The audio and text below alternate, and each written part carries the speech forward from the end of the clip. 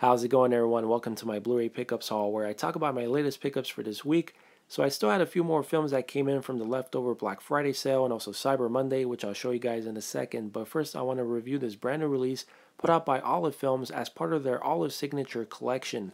And this is a classic film from 1948 called Letter from an Unknown Woman, which is a love story that takes place during the 20th century in beautiful Vienna about a woman played by the great Joan Fontaine who falls in love with a pianist played by Jourdan. And sadly, she doesn't get the attention from him that she deserves because his mind is occupied with other stuff going on in his life, one of which is him being involved with another woman. And as time goes on, he begins to notice her at a time when she's going through trials and tribulations. And the film begins to unravel from there. I don't want to give away too much though. But it's a beautifully told story and well acted by Joan Fontaine, who is best known for her roles alongside Laurence Olivier in Rebecca and also Cary Grant in Suspicion. And this film is directed by one of the best, Max Ophüls, who is part of the top 50 list of the greatest directors of all time, who also directed such films as The Earrings of Madame Day and also Lola Montes. This film has a nice, cozy feel to it. I really did dig the whole look and feel of it, and they did a masterful job with the cinematography. And it's also interesting to note that this film was Joan Fontaine's personal favorite of all her roles. So as far as the presentation is concerned, this film was given a brand new 4K restoration, and it really does look beautiful for a black and white movie with really nice looking black levels and a perfect balance of grain. However, I did notice small instances of softness in certain scenes, but it wasn't anything major for me to lower my rating.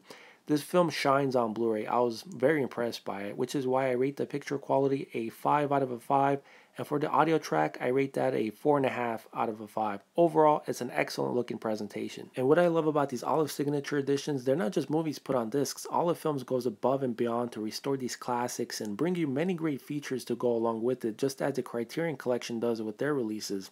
So with this release, you get an audio commentary by Max Ophüls' biographer, and many sit-down interviews discussing the film, including a featurette called A Deal Made in a Turkish Bath, which is an interview with Oscar-winning documentarian Marcel Ophüls, who is Max Ophüls' son. Also included is a booklet which features an essay by film critic Molly Haskell. All in all, this is a solid edition to pick up on Blu-ray, and here are some other notable editions released by Olive Signature that definitely worth the pickup too. Operation Petticoat, which just got released. Also Johnny Guitar starring Joan Crawford, Raquel Welch and Hanny Calder, and also John Wayne and Maureen O'Hara in The Quiet Man. Alright, and now on to the rest of my pickups. Got Alain Delon and Leigh Samurai, the Criterion release, one of the missing puzzle pieces in my Criterion Blu-ray collection. And unfortunately, I heard the master for this one that they used was an old transfer that they try to freshen up. I heard it's not the greatest. Unfortunately, that's the master that the Criterion folks could get their hands on, but they try to make it the best as possible. So we'll see once I review it, but really happy to get this on Blu-ray though. Has a lot of features, and yeah, one of my favorite actors, man, Alain Delon.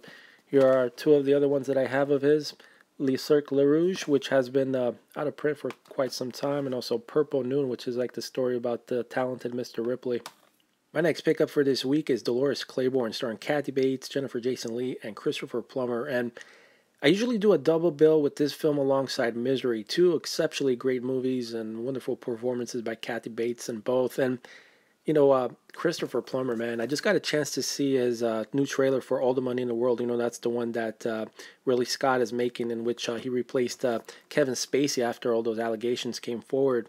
And yeah, that's really messed up what happened to Kevin Spacey, because he is one of my favorite actors, man. And unfortunately, that's just the society we live in. When allegations come about, you're pretty much screwed.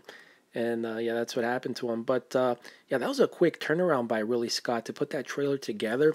It just got released like a couple days ago, and I heard that footage that he put together was just literally shot last week. And I just can't wait to see it. But honestly, I think Christopher Plummer fits the part better, because that prosthetics that they put on Kevin Spacey, he just looked really odd, And Christopher Plummer is already old. He's 87 years old. They don't need to put too much makeup on the guy. But nonetheless, can't wait to see that film, All the Money in the World. But happy to own this one, Dolores Claiborne, part of the Archive collection. Also this week, ended up getting the first 4 Transformers films on 4K, which I've done full reviews for these on my channel, so you can definitely look there for more info. And like I said in my review, you are going to see better black levels and sharpness and the fine details on the clothing, the fabric and whatnot. But it's not going to be a night and day difference, because the Blu-ray versions were already looking great, you know what I mean?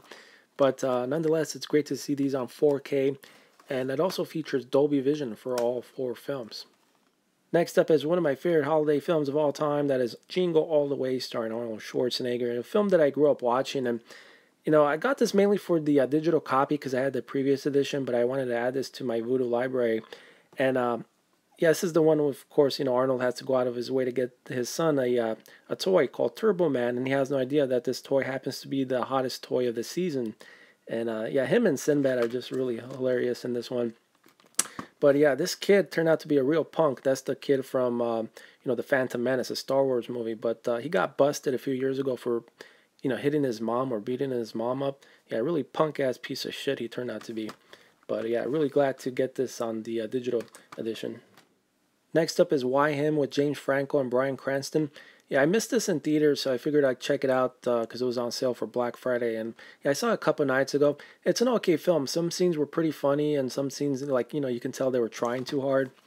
But yeah, it's just an okay film. And that's the woman right there from Will and Grace. So yeah, so that's Why Him. And last but not least for this week, picked up George Clooney in The American, a film that basically got trashed by everybody because they thought it's going to be the suspense action thriller, but it was quite the opposite. It turned out to be this melodramatic film. But it's a film that I've always enjoyed. It's not a great film by any means, but I don't think it's terrible. And it's a film that requires patience, and, honestly, not much happens except for the last 15 minutes or so. And even then, there really isn't much action. But, yeah, I really liked the cinematography for this film, and I thought George Clooney gave a pretty solid performance for what was, required for his role. So anyway, guys, that's my latest pickups for this week. And as usual, thanks for taking a look, and I'll see you guys soon in my next update. Take care.